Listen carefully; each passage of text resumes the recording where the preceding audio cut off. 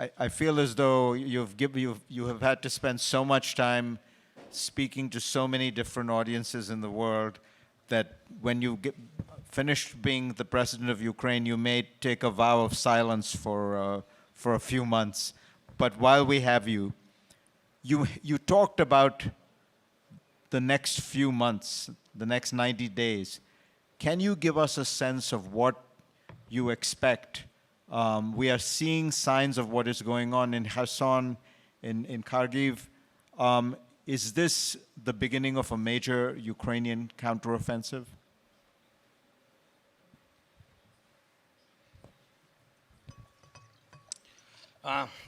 Дякую за запитання, Фаріде. Початок контрнаступу України відбувся 24 лютого. Я дійсно так вважаю. Ми об'єднались, ми сильна держава. Я не вважаю, що ми змінились 24-го. Ми такі були. Ми дістали все те, що в нас було на генетичному рівні, в генетичному коді. Я не знаю, у кого, у всіх по-різному. Хтось подорослішав, хтось змінився, хтось дуже захотів бути українцем. Хтось на рівні бути не українцям мовітон. Навіть ті, хто підтримували Росію на території нашої держави, ломали собі, вибачте, рота і вчили українську. Це переосмислення всього. І всі ці люди героїчні, абсолютно. Сьогодні Віктор Михайлович казав про різних людей, про героїв, про медиків, про різних. І водії, і волонтери, і зірки, і журналісти. Всі стали однієї професії. Ця професія українець, зміст професії вижити. І тому це головна наша контратака.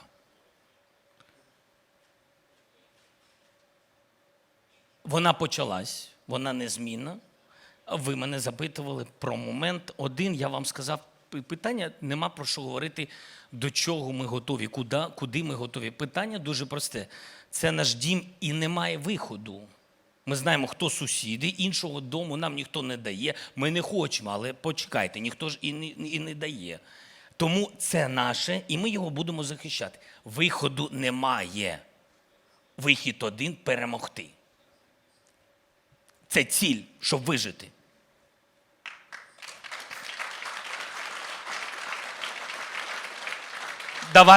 До вас, Фаріде, залізли в дом. Залізли до дітей, знущання, катування.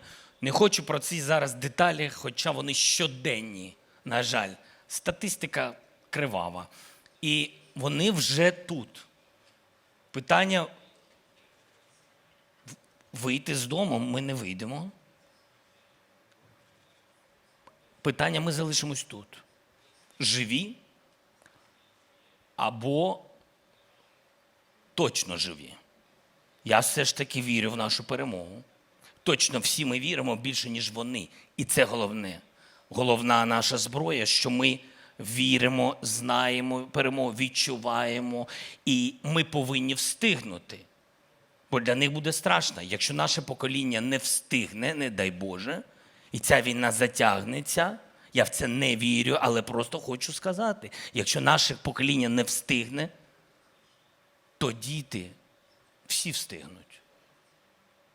І це факт. Але я вважаю, що ця зима переломна, і саме вона може призвести до швидкої деокупації українцями України. Ми бачимо, як вони біжуть по деяких напрямках. І якщо б ми з зброєю були трішки сильніші, тут є люди, які знають деталі, про які я не можу казати вголос, але якщо б ми були ще сильніші, ми деокупували б швидше. Бо ми не краби, і бачком чи назад ніхто не піде. Ми будемо йти вперед.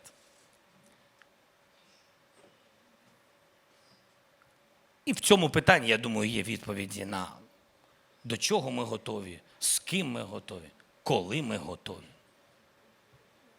Ми не піонери радянського часу, але ми завжди готові відстоювати свою землю.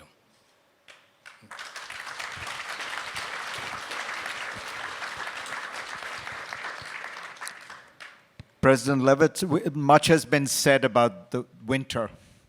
Winter is coming. It is going to be very hard on Europe.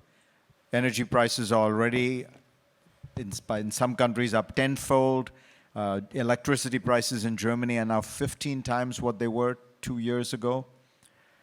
How worried are you that in these circumstances, as the price of energy keeps going up, people will start losing their willingness to support Ukraine and will start asking for compromises, relaxation of sanctions? Is there some way out? Is this a real possibility in the next few months? I think that this is a general common problem for all Europeans. I would say also for the whole world. And we are representing here democratic countries based on our democratic values. And it is not for us to push Ukraine to some kind of negotiations, to some kind of compromise, because a sustainable peace could be achieved only on the basis of the internationally recognized values, on the base of international law. And I would not support so-called, in bad sense, realpolitik. That means a politic of capitulation, the politic of being defeated, because it does not lead to peace, to real peace. Real peace means that both sides should recognize international law and common values. And here the situation is very clear. There is one aggressor and one victim.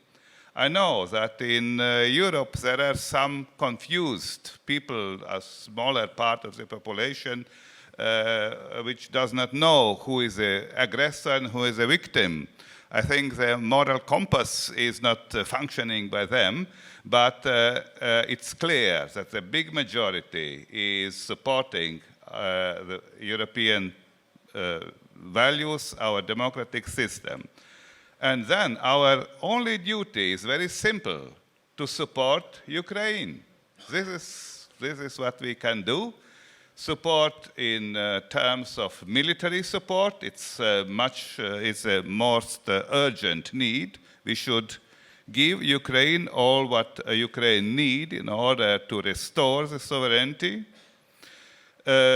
Support in economic terms, also to overcome this winter, and also political support. And concerning political support, I would say that the European Union has decided, after maybe 2-3 months of discussions, to grant Ukraine the candidate status with some conditions.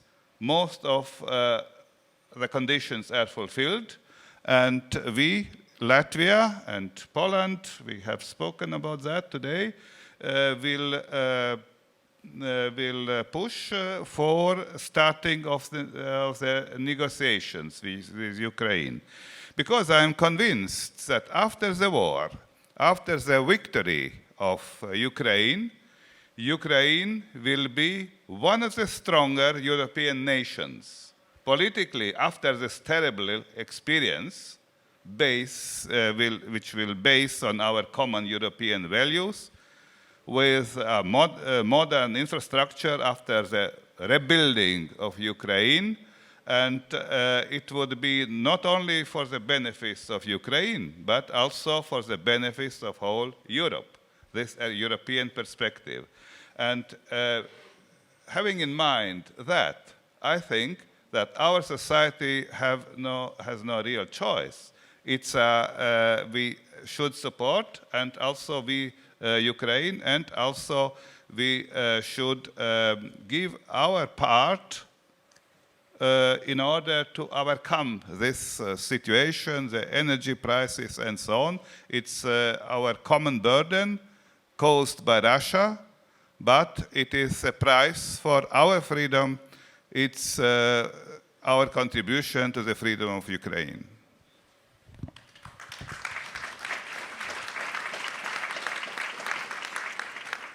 Mr. Prime Minister, Poland has probably, in some senses, supported Ukraine as a society more than any other. I mean, the US has obviously provided the most in terms of arms and money, but over 2 million Ukrainians are in Poland, and I find it astonishing that there are no refugee camps. These are people who have been taken into the homes of the Polish people. So you have a lot at stake. But in a few weeks, there's going to be an election in Italy. And it is quite likely, if the polls are right, that the parties that will win do seem to want some kind of compromise solution, some kind of ending of the sanctions.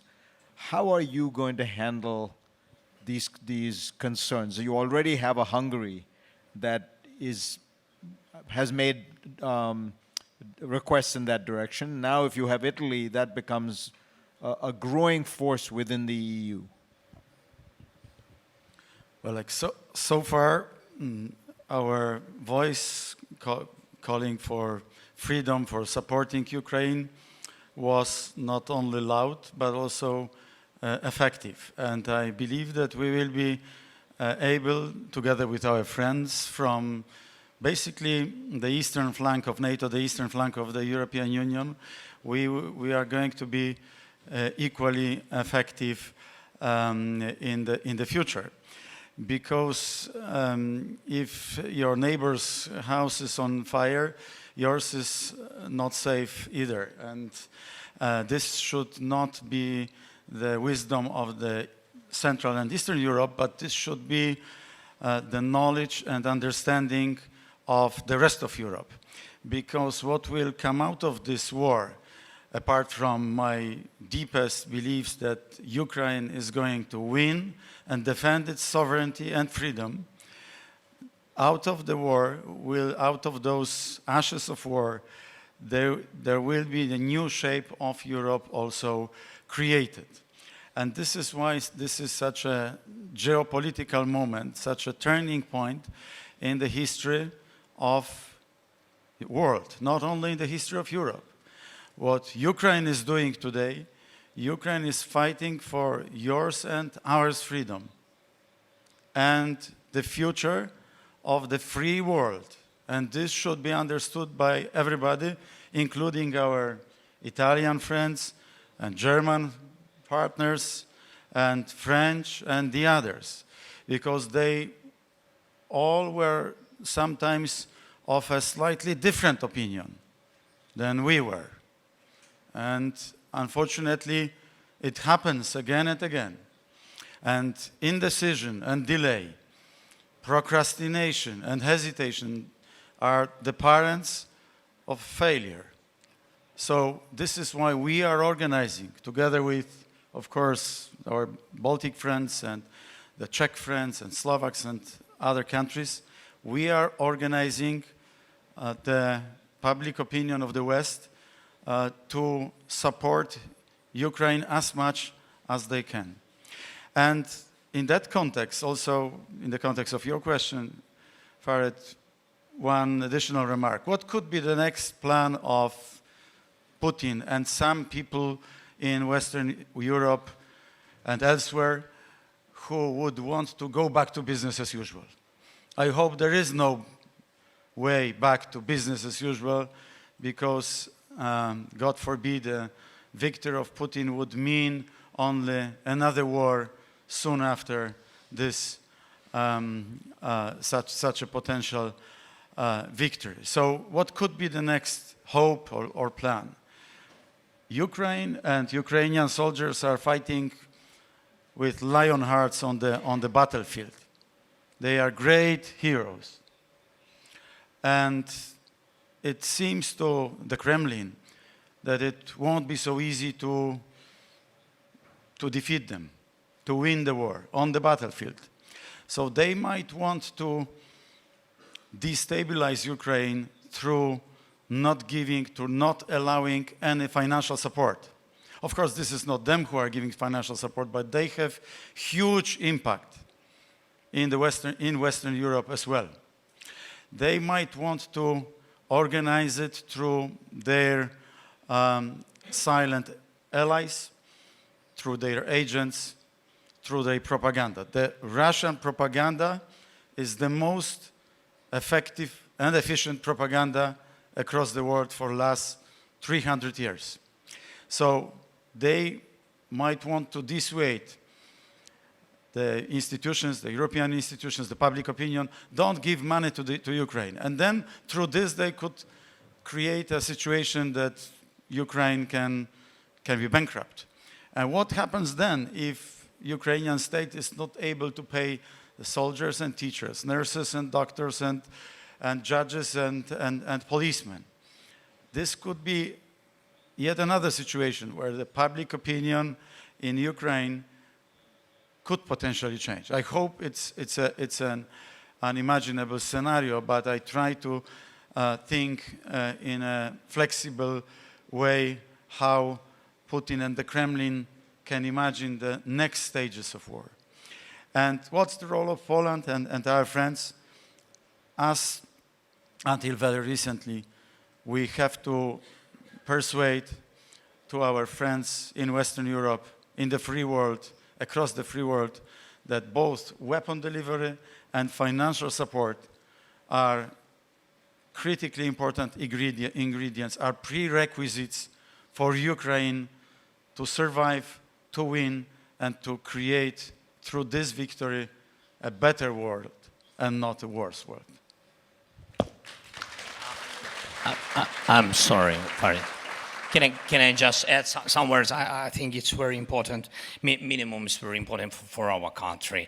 That is about losing relations with Italy that you mentioned. So I just want to say that I agree 100% with the President Levits that is the common task for these near responses, not to lose the unity in Europe and in the world. What is important? How practically, not only theoretically, practically not to lose it. So we are not ready to lose relations with society of one or another country abroad in Europe, which we developed, we created. We did a lot of tasks, a lot of things to create strong relations between Ukraine and some of our partners, with whom before we didn't have so near, real, strong relations. And I think the idea was not only my idea, I mean that our diplomats, our Minister of Foreign Affairs, Prime Minister and Chief of Office, all we did that to do this communication weapon against Russia, and to do everything to do our partners who are found it the balance between Ukraine and Russia because of business interests, to do them near for us. So I think we'll do everything and we will not lose. And I think it will be a big surprise. Even in Italy, when somebody leaders in Europe now, they see moments where they can, we know with Morawiecki what about we're speaking. They want to have possibility, make more influence on Ukraine, not to lose relations with some business interests in Russia. So, I mean, it will be a surprise because it's very difficult for any leaders in the Europe. We did it. It's very difficult to be against their society. So, thank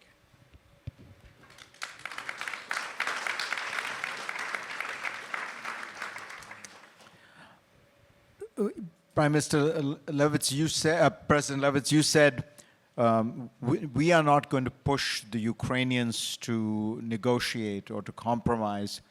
Does that mean that the European Union sanctions will stay on as long as President Zelensky wants them to stay on? In other words, I mean, again, I'm trying to think about the criticisms that could come up in Europe. Are you subcontracting EU decision-making on this issue to Ukraine? Well, absolutely, we are. Let me ask the President to answer Sure. first. I'm sorry. Yeah. Of course, the sanctions are effective, in long term effective. And we can see already some impacts of the sanctions to the Russian economy. These impacts will increase, and it is, I would say, a technical task for the European Union to look and not to allow the circumventing of the already existing sanctions, and also to continue the politics of sanctions, all kinds of sanctions. Estonia, Latvia, Lithuania, and Poland agreed now to restrict the visa conditions for Russian citizens. I think this is also a very effective sanction, and the Russian citizens should think about why it is so. But it is only one kind of sanctions. I think this is very important to keep the sanctions, to prolong them, until the Ukraine will say, now the goals of Ukraine, that means to restore the full sovereignty, to be secure in their own borders is achieved. And then, of course, we can react in the European Union and in the world. It is up to Ukraine. But what is up to us? Up to us is to help Ukraine. To help military, politically, and as Prime Minister Mazowiecki stressed, also financially. Because the alternative is not realistic. It would not be achieved something with a compromise between an aggressor and a victim. That is because this compromise would provoke the next aggression. And we don't want this chain of constant aggressions. We should be ready to support Ukraine and, in principle, to fight in order to stop the aggressor. This is our task. President Morawiecki, can I ask you, Prime Minister, can I ask you a question about Poland?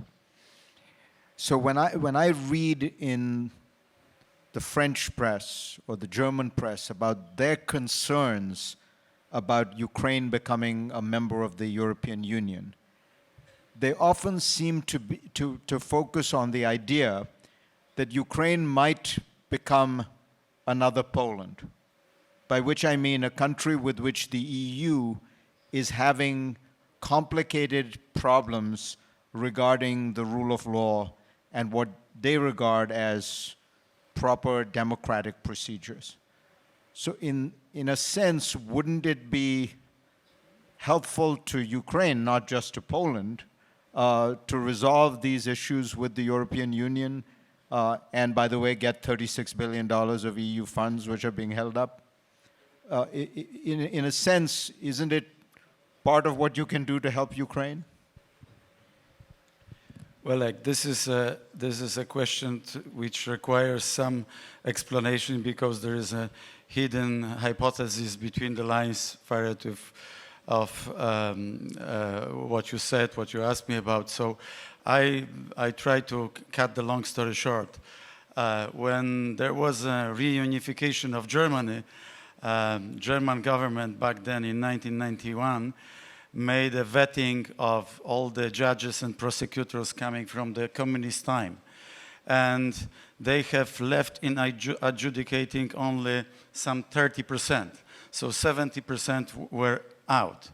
So when we were trying to repair the judiciary system, post-communist judiciary system, our opposition found some good friends in, as you said, in Germany and in Brussels, to stop those reforms. So as you can imagine, I have completely different opinion on what you are saying. The rule of law was not was not there in Poland prior to us starting those reforms. And even today, we have serious issues with completely independent, with judiciary system which is not coping appropriately, which is not dealing with the law of the land in the Western European meaning. So I completely disagree with those hidden accusations. I would wish Ukraine to not repeat the mistakes of Poland from the 90s, from the noughties, because lots of them were made. And even the oligarchization of the system, which we have actually not been fallen victim of mostly. This is a problem of Ukraine, and this is why President Zelensky is now trying to implement some special laws. So I think that many people in Europe right now see that this is quite a mistake, what those accusations which have happened. But of course, it's not easy for institutions to get rid of their previous habits. And even if the chairman of the European Commission agreed that whatever changes we've done are sufficient, there are radicals in the European Parliament and elsewhere who are drawing the European Commission away from this compromise. So I don't want to bore such a beautiful audience, Yalta European strategy audience, but you provoked me to this, dear Farid. So I had to explain this because the situation is completely different than liberal media, including probably some of your friends who have given you those information, accusing us. So I think I was fairly reporting what people in Germany and France are saying. Maybe so. I don't know. I don't. So my question to you very simply would be, will Poland resolve its issues with the European Union? As far as I'm concerned, we've already resolved them. Ask European Commission. President Zelensky, everybody wants to know at what point you will be willing to start some kind of negotiation. You used to say every war ends with negotiations. You used to acknowledge that there was going to have to be some process by which the war ends. I mean, other than World War II, for example, where the total victory was the objective. If you think of the Korean War or the Vietnam War, all of these wars do have negotiations. Can you give us some sense of what would be the conditions under which you would be willing to negotiate with Vladimir Putin?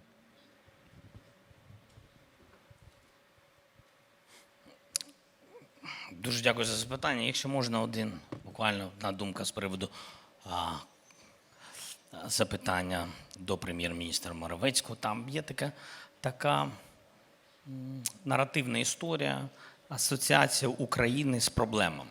Це єдине, на що б я хотів відреагувати в тому, що ви сказали, Фаріде. І дійсно лунає таке в тій чи іншій пресі. Вона не про образливість до змісту, що у України така асоціація, а про реальність. Сильні лідери, розумні лідери, я думаю, вони повинні оточувати себе сильними людьми. Тоді у тебе є шанс розвиватися, бути захищеним, розвиватися економічно, мілітарі. Ми бачимо, зараз це важливо в інших напрямках.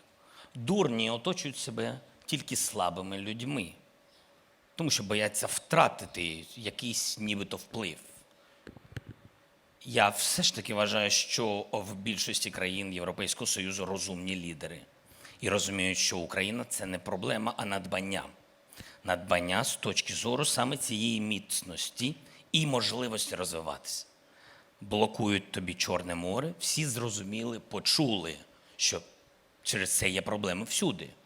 Європа, Азія, Африка, не будемо говорити про всі континенти, але є проблема. Це говорить про те, що коли цієї проблеми не було, від нас багато залежало. І ми непогано допомагали світу. Енергетичну історію, яку ми not once today raised up with the Prime Minister and President, yes, how to help European countries because of Russia, yes? І так само ми сьогодні йдемо в Євросоюз, ми вважаємо, що це надбання енергетичне також. Ми в європейських мережах, ми готові постачати електрику, вона буде дешевше, це прекрасно для людей і політично дає фундамент, на якому може стабільно стояти політична еліта Європейського Союзу. Тому Україна – це надбання. Тепер, я так вважаю, ми за це боремось. Я знаю, що це є такий імідж створений. І завдяки нашим внутрішнім проблемам також ми багато наробили проблем. Всі повинні визнавати правду. У нас є сьогодні можливість, як я сказав, після 24-го перезавантажитись. І визнати, все, були помилки. Всі помилялись в різному форматі, але зараз ми праві і за цю правду боремось. Я би поставив тут крапку, принаймні зараз.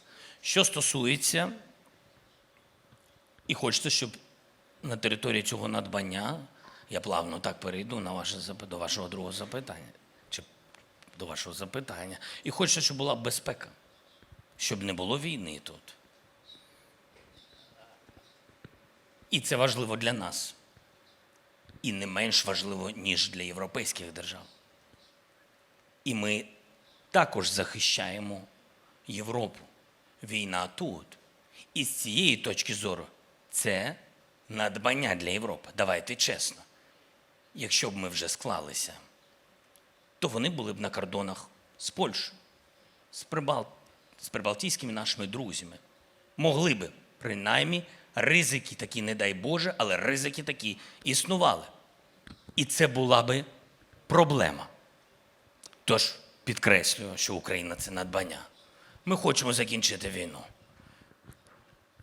Змінився простір, змінилась можливість. Суспільство не хоче говорити з терористами. І сьогодні з вами зранку ми спілкувались, і я вам привів приклад. У мене відчуття, ми маємо відносини не з терористами. Навіть з терористами можна спілкуватись, бо вони знають, що вони хочуть. Вони кажуть, я відпущу цей літак, мені потрібні гроші. Я відпущу людей, дайте гроші і літак. Тут немає впевненості в тому, що вони вам скажуть, що вони будуть це виконувати. Я вважаю, що не будуть. Ніхто не вірить. Як то кажуть, не рукотисканні товариші. Це так і є за те, що вони зробили. І навіть не за те, а в якому форматі.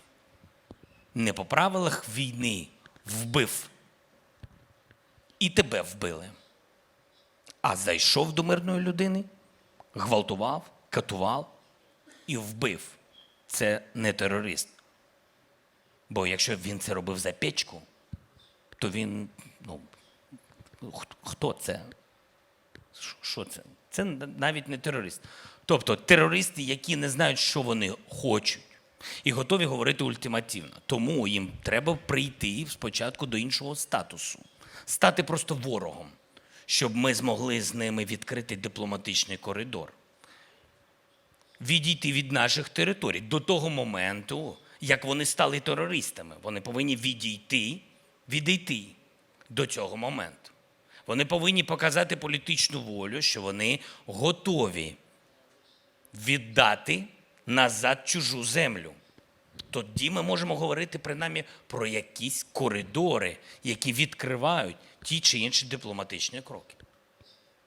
Поки вони не готові змінити свій статус, вони не готові визнати, що вони окупант, вони не готові сказати, велика трагедія, історична помилка, ми пішли назад. Вони не готові. Тобто це ж серйозні речі. Якщо вони не готові, то значить у них політичної волі немає. Вони не готові визнати окупацію нашої держави. І до цього моменту змістовного діалогу не буде. А що буде? Ви мене запитаєте, я вам скажу. Це дуже пов'язано з ще одним вашим питанням, яке ви ставили до цього пану президенту щодо викликів. А що буде?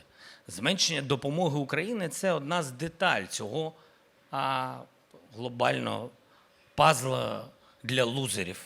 І я не вважаю нас такими. Тому що зменшення чи блокування макрофінансової допомоги однією з держав, двома, наприклад, останньою, це такий легкий, штовхаючий крок в сторону, немов треба щось зробити, ми не можемо постійно давати вам ворочену підтримку. І нас будуть туди штовхати. Зменшення фінансової допомоги буде. Наша задача не допускати, але воно буде. Треба це прийняти Україні, суспільству і, перш за все, владі. Тому що вирішувати цю кризу прийдеться нам всім. Зменшення зброї буде. Цей наратив відбуватися буде. Не через те, що хтось в Європі цього хоче. Цього дуже хоче Росія. Тому тим чи іншим шляхом це буде відбуватися. І знов-таки наша задача – робити все, щоб не дати можливість. Можливість. Тут на допомогу може прийти тільки суспільство, народи цих держав. Це наш дах і наші стіни. Це наш новий дім. Це суспільство. Ну, а вже ж постійні партнери, про яких казав президент Левіц, ми зрозуміли, що всі Балтійські держави, Литва, Латвія, Естонія, Польща, я ще багато міг би назвати, Словацька Республіка показувала, і Чехія показувала свою велику підтримку, і, як я вам сказав, за ту Європу, яка балансувала, за яку ми будемо боротися, і точно її не віддамо, як мінімум, товаришам із Росії, і я б назвав ще й Британію, і Сполучені Штати. І Сполучені Штати, за які нам прийдеться боротися. Я думаю, це і є задача на ці 3 місяці.